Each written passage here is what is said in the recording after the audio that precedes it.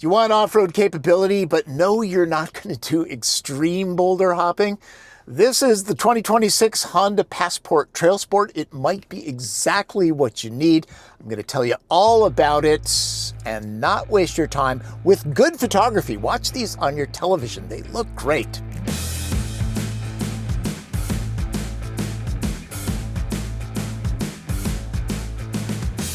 Judging by vehicles parked in driveways these days, most of us are heading to the wilderness, and yet campgrounds don't feel any more crowded. It couldn't be an image thing, could it? When Honda resurrected the two-row Passport back in 2019, it sold like Patagonia puffy jackets. The 2026 Passport is new. For starters, it looks tougher. The wheelbase is 2.7 inches longer, and the TrailSport trim that I'm driving gets more serious about its off-road mission. New dedicated recovery points aren't just fashion statements. In the do not try this at home department, even if you have a crane in the backyard, Honda wants you to know the hooks can take on twice the weight of the vehicle. I recommend trail mode.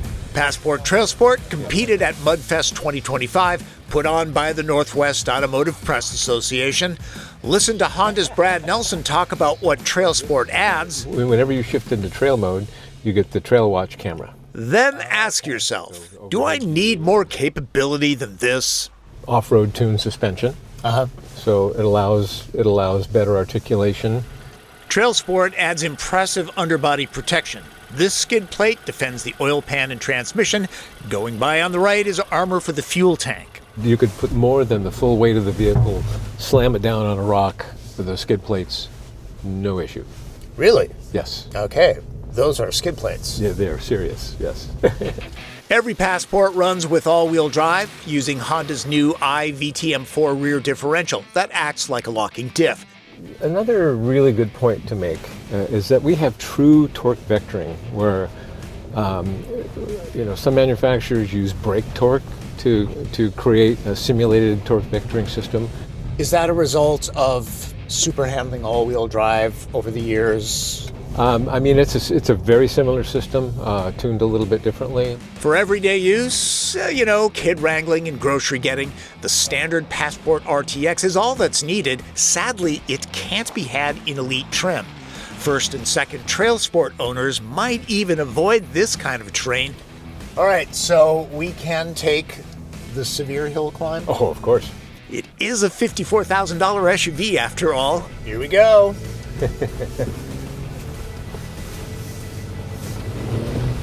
Oh, wow. Yeah.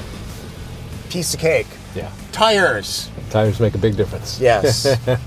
and actually, traction management is a big deal. We do that really well with our all-wheel drive system. And if you push your vehicle harder, give me a call. Sounds like fun. Passport pricing with destination starts at around $46,000.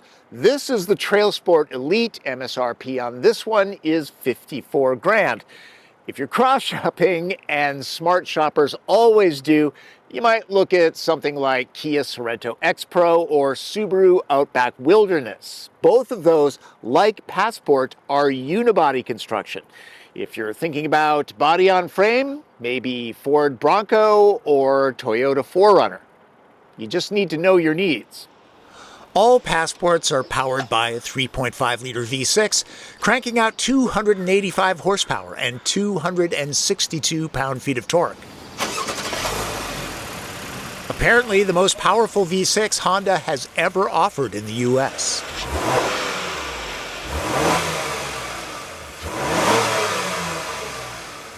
Notice the tailpipes are up out of harm's way. Cog swaps are done with a 10-speed transmission teamed up to Honda's selector that always takes me a few days to get used to. There's a drive mode for every day of the week. Sport, tow, and trail are new. Hill descent control too. General Grabber all-terrain tires with sunken valve stems are mounted to 18-inch wheels that are recessed, so it's tougher to scuff them on rocks or curbs. Passport has some capability. It'll tow up to 5,000 pounds, and it's relatively quick. 0 to 60, it'll spool up in about 7 seconds.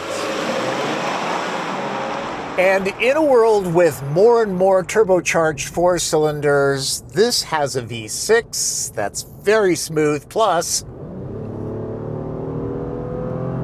it sounds great. My ears like that.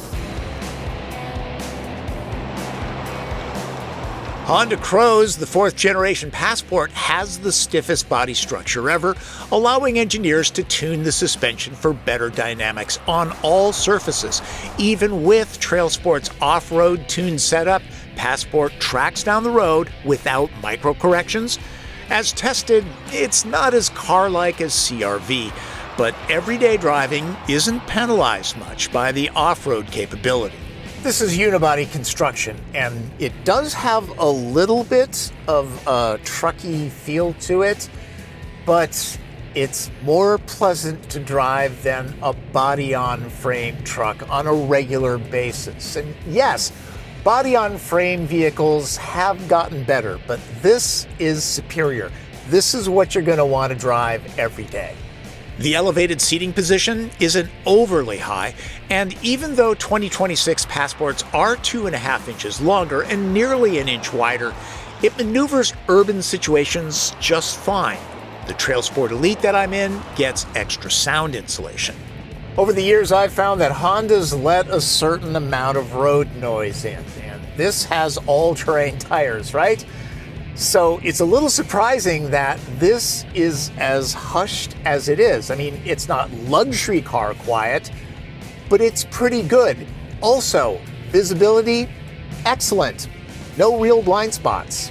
Honda Sensing ADAS features like blind spot warning, adaptive cruise control, and lane keeping assist are up to modern levels, though nothing advanced like Super Cruise. I did not try out the automatic emergency braking. Probably a good thing. One thing I almost forgot to mention, the transmission.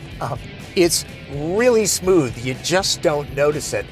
Also smooth, the automatic engine stop-start system. A lot of times these are kind of clunky, but Honda has done a really nice job with this. You hardly notice it, so you'll probably leave it on.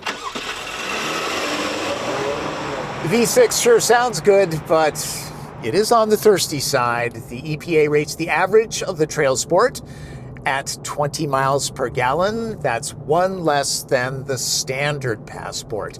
And CR-V Hybrid is getting the TrailSport treatment, but this is not available with the hybrid powertrain.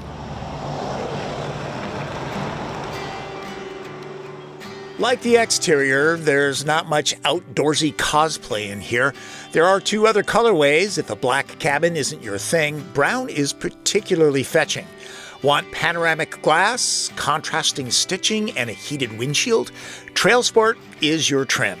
Elite adds leather upholstery and venting to the heated seats, plus a very loud Bose sound system, great for scaring off woodland creatures. There are condominiums that don't have the kind of storage that Passport has, and all of these slots and cubbies are useful. Even larger vehicles do with less stowage. Drivers get their information from a 10.2-inch gauge cluster screen that can be rearranged. The interface on a 12.3-inch display is classic Honda, a simple, conservative look with good response. The home screen can be customized. This has Google Assistant. Yes, you do have to pay for a data plan once the trial period is over, but this works really well. It allows you to keep your eyes on the road. You just use natural voice commands. Hey, tune the radio to AM band 710. Okay, here's AM band 710 on your car radio. There you go. Works really well. I'm going to listen to the Mariners. They're doing really well this year. The Mariners, the only team to never go to the World Series. Ever. Physical buttons? Yes, enough to keep eyes on the road. The wireless charge pad keeps the phone topped off, even when using battery-sucking wireless Android Auto and Apple CarPlay. Lots of room back here. I'm 5'9", and headroom is epic. Remember, the wheelbase is stretched for 2026. That means more legroom. Honda says 1.3 inches. Knee, leg, and foot room, very generous. Cushions are high enough and long enough for good thigh support, and door openings are big. So if you have kids and the car seats that come with them, they go in and out, no sweat. Same as the front, the doors get lots of storage. That applies to the seats too. Pockets on both seat backs, yes, but also this one. I like this a lot. Loading stuff up onto the roof rack, this little step helps. Built-in sunshades, I've had luxury vehicles that have skipped those. There's a separate climate zone back here and heated seats on the outboard positions. Powering up devices should be no problem. Honda has you covered. Considering the capability of this, I'm surprised. The floor is board flat. The big glass roof offers nice ambiance. It's not too often that I say 3 adults will fit comfortably in a back seat. They will in Passport, even for longer trips. It's pretty spacious back here. The 2026 Passport no longer looks like a pilot with the back lopped off. Even in TrailSport trim, Generation 4's styling stands out for its restraint. Okay, all the neighbors will know what you drive, or should see an ophthalmologist if they don't. I'm specifically talking about cladding. It isn't overwrought plastic armor. Subaru Wilderness. TrailSport gets amber LED DRLs and fog lights raised out of harm's way. Honda calls this area the backpack. The black material doesn't get scuffed up when skis, fishing poles, or NBA players lean against it. Form follows function. It's kind of a theme with Passport. The recovery points even get a breakaway feature, safer in case of a crash. Oftentimes, Honda engineers have this unique ability to carve out a maximum amount of space inside relative to the exterior size of the vehicle. Great for cargo. Like the cabin, healthy slots and bins keep things organized. An AC outlet, too. More on this button in a second. There's storage under here. The spare takes up the rest of the room. I would like remote seat releases since it's a heck of a reach to drop the backs. Nearly everyone will have to go around to the rear doors. No 40-20-40 split or pass-through either. But the floor is flat and the space is huge, nearly 84 cubic feet. Even with all the seats loaded with the clan, Passport hauls a lot of kit to the campground or an enormous Costco run. 44 cubic feet translates to 13 packs. Impressive. I always bring out an extra, just in case I eyeball wrong. Remember that button? Once you push it and you hear the beep, it will close.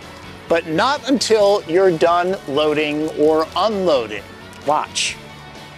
See? Nothing. But if I walk away, there you go. Buyers wanting the creature comforts of the Elite trim are forced into TrailSport, even if they don't need the skid plates, recovery points, and all-terrain tires. Some families just want all-wheel drive, a good sound system, and room for the kids. The new Passport has a lot going for it. It does have off-road chops, and yet, on pavement, it's pretty docile. And this is where these vehicles are used the most, right? It's comfortable, it's relatively quiet, it's got a great V6 sound. Unfortunately, it's got V6 fuel economy. It's a little thirsty, but you know, there are no perfect vehicles. Honda's new Passport TrailSport is a Goldilocks SUV. The size, utility, and on-road comfort versus off-road capability hits the sweet spot. The conservative look doesn't shout to the neighbors that you're off to the woods. We should all be so confident with our image. At Mudfest, the Passport had an optional security cover and shelf that doubles as a table when legs are attached. It's $425. The first generation CR-V had something like that. You all know that Martin Campbell drives while I shoot running footage. I couldn't do these videos without him, and since you've had a couple hours behind the wheel, what do you think? I like it. For the price point, the amenities is pretty good. It feels a little more on the trucky side. Yeah, it does, especially for a unibody vehicle. Yeah. Yeah, but nice. Nice. And a good alternative to something like 4Runner or Bronco. Very much so. I would prefer this. I think so. Me too. Yeah, it's more comfortable. Don't forget to check out Martin's Instagram channel. He always has loads of detail shots of the vehicle, edited up with excellent music. He's also a DJ and makes killer sourdough bread. A Renaissance man. Thinking about buying an SUV? Check out my Mudfest 2025 video. Mudfest is a competition put on by the Northwest Automotive Press Association. It's not a manufacturer's event. This year, it's 19 journalists looking at 21 different vehicles. A full comparison, on-road, off-road, capabilities, utility, you name it. It's probably the best video I do every year, and one of the least watched because I think the internet algorithm thinks it's some sort of wrestling match. Check it out, okay? Thanks. Hey, you're here at the end, so I'm assuming you enjoyed the video? Subscribe to the channel, okay? I'm on all the major social media platforms, so follow me there. And if you have a question, leave it in the comments. Either I will get to you or one of my followers will. It's become a great community. Really, check it out. That's Driven. I'm Tom Volk.